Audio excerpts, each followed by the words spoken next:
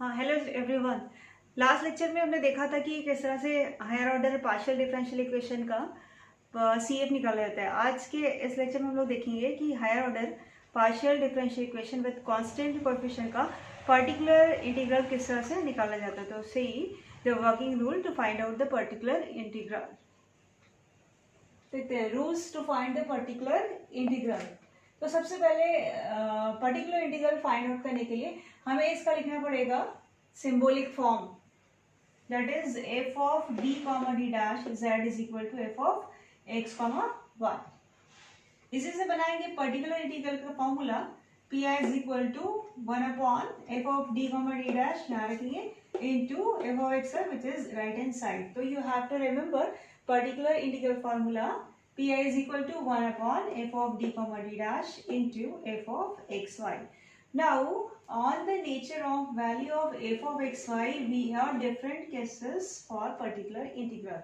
f of xy की value के ऊपर हमें डिफरेंट केसेस है जिससे हमारा निकलेगा करस्पॉन्डिंग पर्टिकुलर इंटीग्रल। उससे सबसे पहला नंबर का पॉइंट है कि f of xy का वैल्यू सपोज करो number 1 point when f of x comma y is equal to e to the power x plus by जहाँ पर a b कांस्टेंट रहेगा, देन अगर f of x y e के power में x plus by type का रहता है तो हमें पर्टिकुलर इंटीग्रल हम इस तरह से लिख सकते हैं p is equal to 1 upon f of d comma d dash e raised to power x plus by which is right side। अब हमें करना ये है इसमें कि d की जगह पर सब्स्टिट्यूट करना है a which is the coefficient of x। यहाँ लिखा हुआ है d is equal to a coefficient of x in exponential power। At the same time we have to put d dash is equal to b which is the coefficient of y in the exponential power। Remember when you have RHS of the partial differential equation is like type e raised to power x plus by, then replace d by a coefficient of x in the exponential power, d dash is equal to b coefficient of y in the exponential power। तो इस तरह से मिलेगा step d is equal to a रखो d dash equal to b, तो 1 upon f of a b e power x plus b bar. लेकिन provided f of a b not equal to 0, मतलब value रखने पर ये जो denominator है वो 0 नहीं आना चाहिए।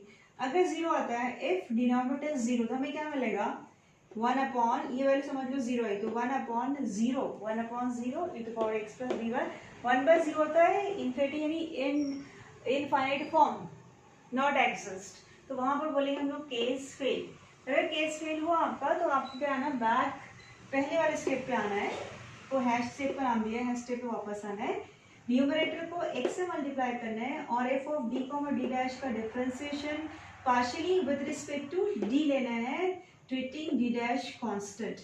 d का मतलब होता है डेल बाय डेल x, मतलब डिफरेंशिएट करना पड़ेगा डिनोमिनेटर को partially with respect to x keeping y constant. तो यहाँ पर लिखा हुआ बच्चों go to hash step multiply n raise to मतलब numerator by x taking differentiation with respect to d that is del by del d of d raised to मतलब denominator इस तरह से ले लेंगे, x से मल्टीप्लाई किया इसका differentiation with respect to d लिया। आगे आपको क्या करना है फिर से दोबारा after differentiation with respect to d of denominator फिर से अगेन d की जगह पर a रखना है, d डैश की जगह पर b रखना है, और ये कब तक करते जाना है प्रोसेस जब तक आपके पास डिनोमिनेटर नॉन जीरो नहीं आ जाता, तब तक इस प्रोसेस को रिपीट करना means continue the process till we get the non-zero denominator।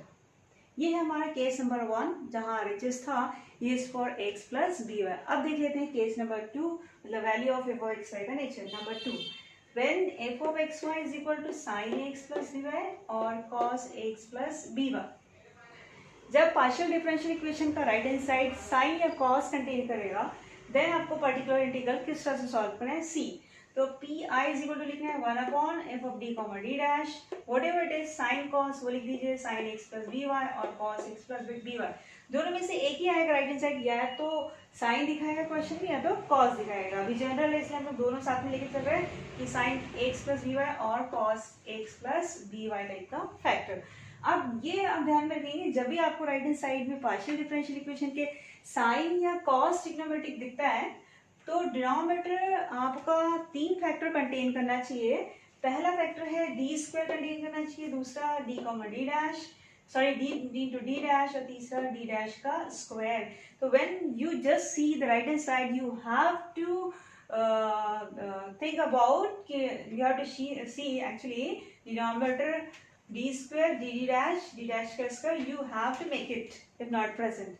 So I am writing in generally f of d comma d dash for the requirement of this case as f of d comma d dash as f of d square d into d dash का square. अब general को operate करना है इसलिए मैं लिख लेती हूँ अपनी तरफ से इसको d स्क्वायर d dash का स्क्वायर.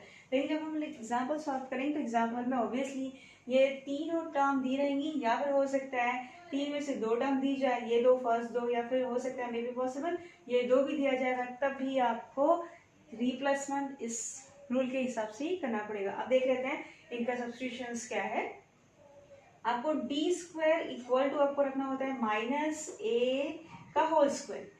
ए आपको मिलेगा A is the coefficient of x in trigonometric sine और कॉस. एक्स का कोएफिशिएंट होगा साइन या कॉस में इसका होल स्क्वायर. माइनस को बाहर रखेंगे माइनस ए का होल स्क्वायर मतलब कोएफिशिएंट ऑफ एक्स का होल स्क्वायर यहाँ पर लिखा हुआ है minus coefficient of x in angle of trigonometric sine और कॉस.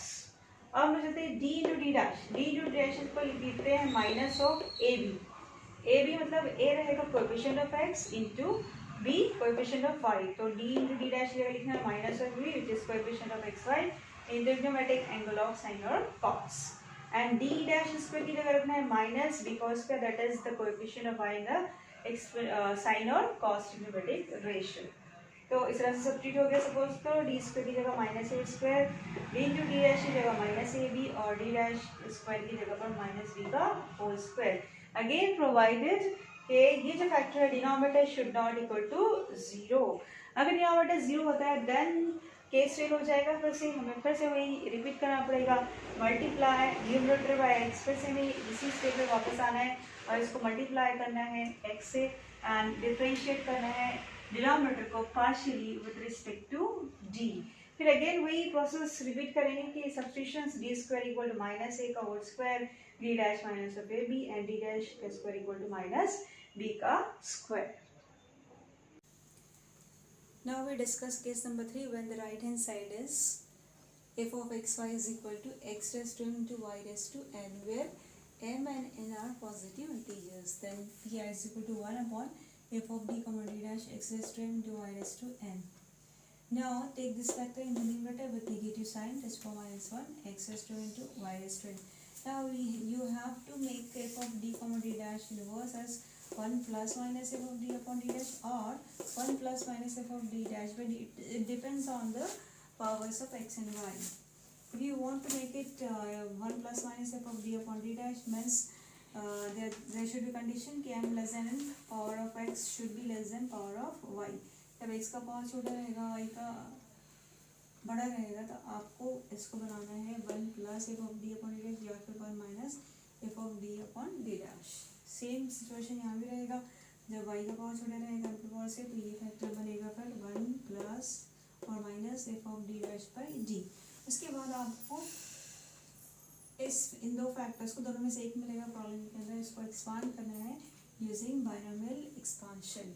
अगर प्लस साइन आपके पास है 1 plus F of D upon D dash मिलता है.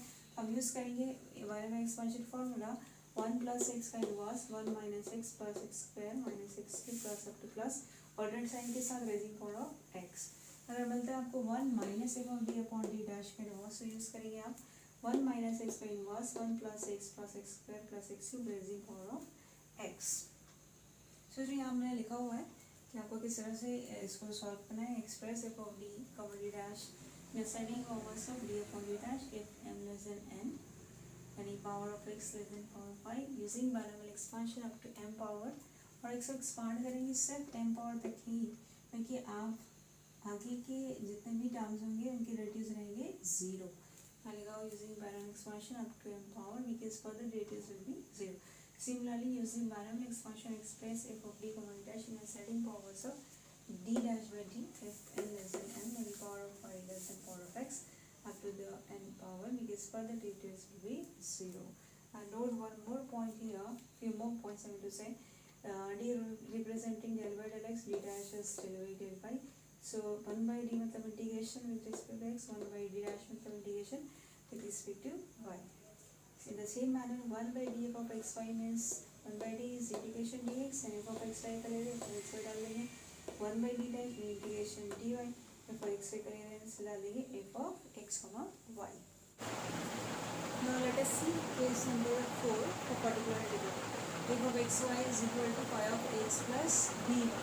यहाँ पर phi of xy हो सकता है x plus by restaurant type का या फिर e रेस्ट पर x plus by या फिर साइन एक्स प्लस बी हो और तो cos x plus B y में से एक टाइप का एफ ऑफ एक्स वाई रहता है. तो हमें किस तरह से प्रोसीड करना है. इन factor X plus B by restaurant में एम जो है मे बी इंटीजर हो सकता है, मे बी फ्रैक्शन वैल्यू हो सकती है. तो इन पर्टिकुलर इंटीग्रल लिखेंगे 1/f(d, d dash phi of x plus B y. अब आपको करना ये है कि डी की जगह पर ए रखना है, डी डैश की जगह पर बी रखना है by two proportion expression and लिखना है इस तरह से 1/f ऑफ ए बी. अब हमें क्या करना है, integration a is phi of x plus b की जगह इंटीग्रेशन यूज करना है. Integration phi of b D V rest for n, जहाँ पर बी बताएगा एक्स प्लस बी वाई की जगह बी रखना है. बस एक्स प्लस बी वाई की जगह बी हो गया तो फाई ऑफ बी हो जाएगा और इंटीग्रेशन साइन डाल देंगे and D V rest n. यहाँ पर ये एन बताएगा order of the partial differential equation. यानी जितने भी ऑर्डर का पार्शियल डिफरेंशियल इक्वेशन होगा उतना इंटीग्रेशन आपको लिखना पड़ेगा. यानी अगर डिफरेंशियल इक्वेशन का ऑर्डर 2 है तो आपको सिर्फ 2 इंटीग्रेशन लिखने हैं और फाई ऑफ बी और डी वी का पावर 2 लिखना है. ठीक है स्टूडेंट्स, 2 बार इंटीग्रेट करने में हमारा आंसर आ जाएगा. So this is all about case number 4. हम लोग देख लेते हैं केस नंबर 5 भी फॉर पर्टिकुलर इंटीग्रल.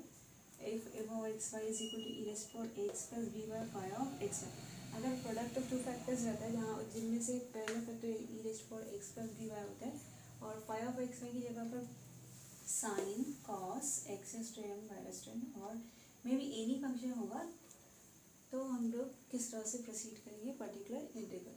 सो इस केस में पर्टिकुलर इंटीग्रल होगा 1/f of D dash e rest for x plus B y phi of x y. यहाँ पर जहाँ पर 2 प्रोडक्ट ऑफ 2 फैक्टर्स है, जहाँ पर पहला फैक्टर ई है, हमें क्या करना है डी की जगह पर डी प्लस ए लिखना है. ए रहेगा एक्स का कोएफिशिएंट एक्सपोनेंशियल पावर में, डी रहेगा D plus A, D dash है डी डैश प्लस बी जो कि है एक्सपोनेंशियल में वाई का coefficient.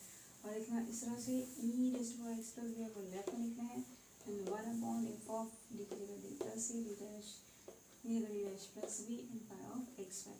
And you know that phi of x Y may be sine, may be cos, may be X strain Y strain और may be any function of x Y. तो यहाँ से problem को previous cases से solve करना है. Yes student.